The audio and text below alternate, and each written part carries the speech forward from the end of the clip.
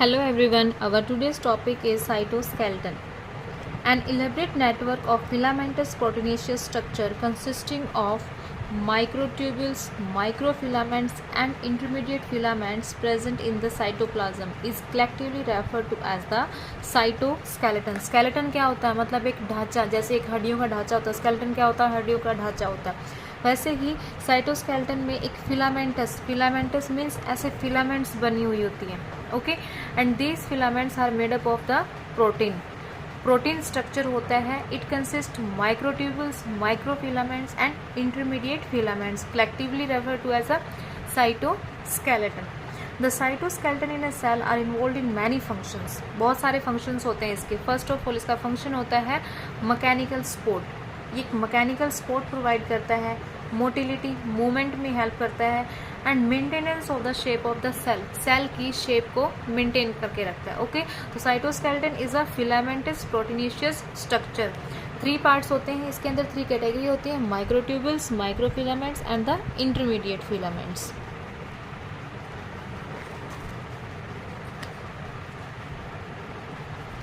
Now cilia and flagella. Cilia and flagella are hair like outgrowth. जो cilia और flagella होते हैं, कैसी आउटग्रोथ होती है उनकी? Hair like outgrowth of the cell membrane. देखो यहाँ पे बहुत इंपॉर्टेंट लाइन है ये कि सीलिया और फ्लैजिला किसकी आउटग्रोथ होती है? सेल मेम्ब्रेन की आउटग्रोथ होती है. Cilia are small structures which work like oar. Cilia एक स्मॉल स्ट्रक्चर है जो कि ओर की तरह एक्ट करता है, मतलब एक डायरेक्शन में एक्ट करता है. ये क्या होता है? यूनी डायरेक्शनल होता है. क्या है आपका? Unidirectional. Okay, causing the movement of either the cell or the surrounding of the fluid. या तो सेल की मूवमेंट करेगा या आपके जो सराउंडिंग फ्लूइड है, सेल के अंदर जो सराउंडिंग फ्लूइड प्रेजेंट होता है उसकी मूवमेंट में हेल्प करता है.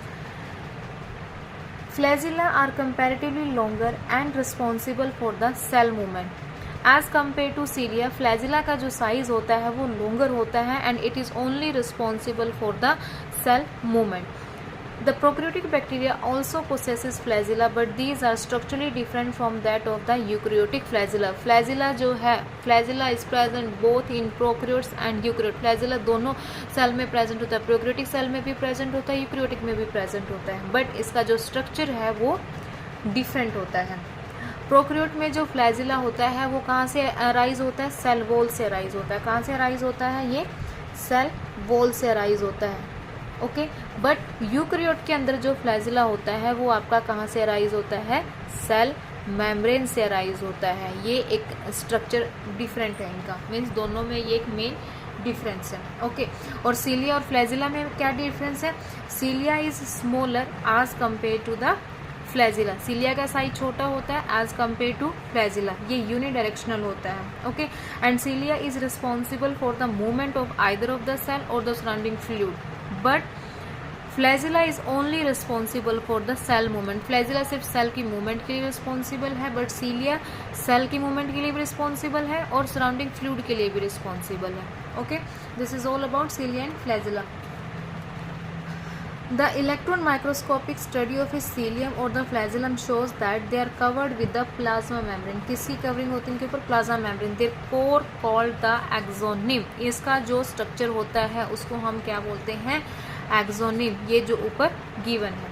Okay, possesses a number of microtubules running parallel to the long axis. इसके अंदर क्या प्रेजेंट होते हैं? माइक्रोट्यूबल्स प्रेजेंट होते हैं.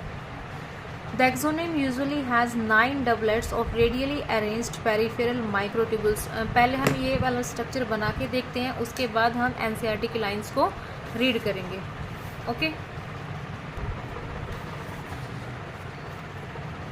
See here. ये सीलिया और फ्लैजिला का डिफरेंस है. एक फ्लो चार्ट बनाया है ऐसे ही. शॉर्टर, लॉन्गर आइदर सेल और fluid surrounding the cell.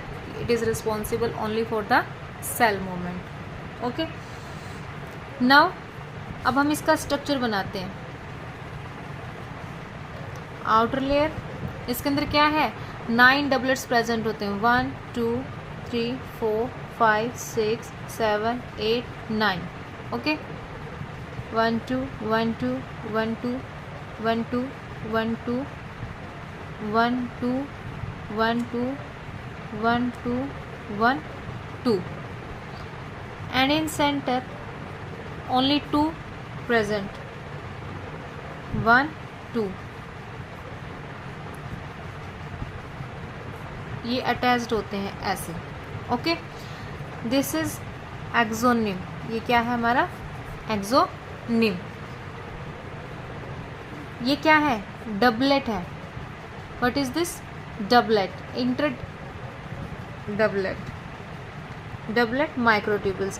These all 9 doublet microtubules are interconnected with each other. ये interconnected होते हैं एक दूसरे के साथ और इसको हम बोलेंगे inter doublet bridge. Inter doublet bridge, आपस में कनेक्टेड होते हैं डबलेट, तो उनको हमने बोला inter doublet bridge. Okay, and these doublet bridge attached with the central by the radial spoke. किसके साथ अटैच होंगे, रेडियल स्पोक के साथ अटैच होंगे। Okay, and this is the central axis और हब। सेंट्रल एक्सिस और हब ये भी प्रोटीन का बना हुआ होता है, इसको हम प्रोटीनेशियस हब भी बोलते हैं, सेंट्रल एक्सिस और प्रोटीनेशियस हब। तो 9 हमारे पेरिफेरी पर हैं और 2 क्या है सेंटर पर हैं, तो ये क्या होगी 9 + 2 अरेंजमेंट। क्या होगी 9 + 2 arrangement. Now move to the NCERT lines.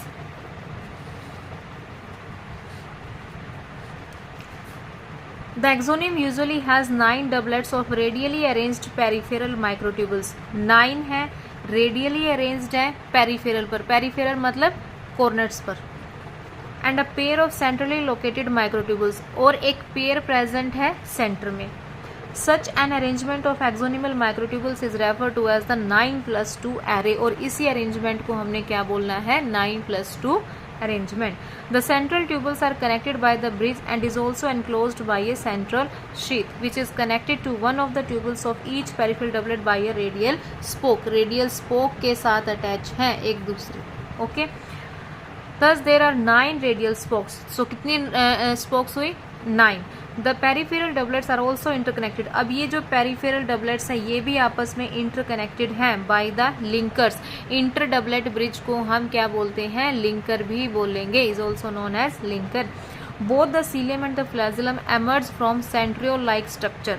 कहाँ से अरेंज होते हैं ये centriole-like structure called the basal bodies. cilia और flagella कहाँ से emerge होता है centriole-like structure called the basal bodies. Okay, and flagella is present both in prokaryotic cell and the eukaryotic cell. Only difference is that in prokaryotic they are arise from the cell wall, but in eukaryotic they are arise from the cell membrane, and their arrangement is 9 + 2 arrangement. And here is the diagram of cilia and flagella. This is known as the axonym. Clear? Now move to the next, that is the centrosome and the centrioles. First of all, centrosome and centrioles are present only in animals. ये सिर्फ present होते हैं कहाँ पर आपके animals में, animal cell के अंदर प्रेजेंट होता है। प्लांट्स में क्या है ये absent होता है, absent in plants. Okay, centrosome is an organelle usually containing 2 cylindrical structures called the centrioles. 2 cylindrical structure इसके अंदर प्रेजेंट होते हैं। Centrosome is an organelle usually containing 2 cylindrical structures called the centrioles. 2 cylindrical structure present होते हैं। They are surrounded by amorphous pericentriolar material. Okay, 2 cylindrical structure इसके अंदर present होते हैं, proximal and distal. ओके, दोनों परपेंडिकुलर होते हैं, मीन्स 90 डिग्री पर होते हैं। और यहाँ पे जो साइटोप्लाज्म होता है उसको हमने क्या बोलना है amorphous pericentriolar material, amorphous pericentriolar material. Both the centrioles in a centrosome lie perpendicular to each other. एक दूसरे के साथ परपेंडिकुलर हैं, ये होता है परपेंडिकुलर। 90 डिग्री जब बन जाता है तो वो क्या होता है आपका perpendicular to each other, in which each has an organization like the cart wheel. जैसे हमारा गाड़ी का टायर होता है, कार्ट व्हील होती है, जो ये टांगा गाड़ी होती है उसके अंदर उसका टायर होता है कार्ट व्हील, उसके अंदर जैसे अरेंजमेंट होती है ओके, वो वाली अरेंजमेंट ये शो करते हैं। They are made up of 9 evenly spaced 9 evenly spaced peripheral fibrils of tubulin protein. इसमें भी पेरिफेरी पर 9 माइक्रोट्यूबल्स प्रेजेंट होते हैं tubulin protein. Each of the peripheral fibril is a triplet, but इसमें क्या है, ट्रिपलेट है। जब हम सीलिया और फ्लैजिला का डायग्राम कर रहे थे, एक्सोनिम का डायग्राम जब हम कर रहे थे, तो उसमें क्या था, डबलेट था, बट सेंट्रियोल में क्या होता है, ट्रिपलेट। फर्स्ट ऑफ ऑल हम इसका डायग्राम एक बार ड्रॉ करके देखते हैं, after that we read our NCERT lines. Okay,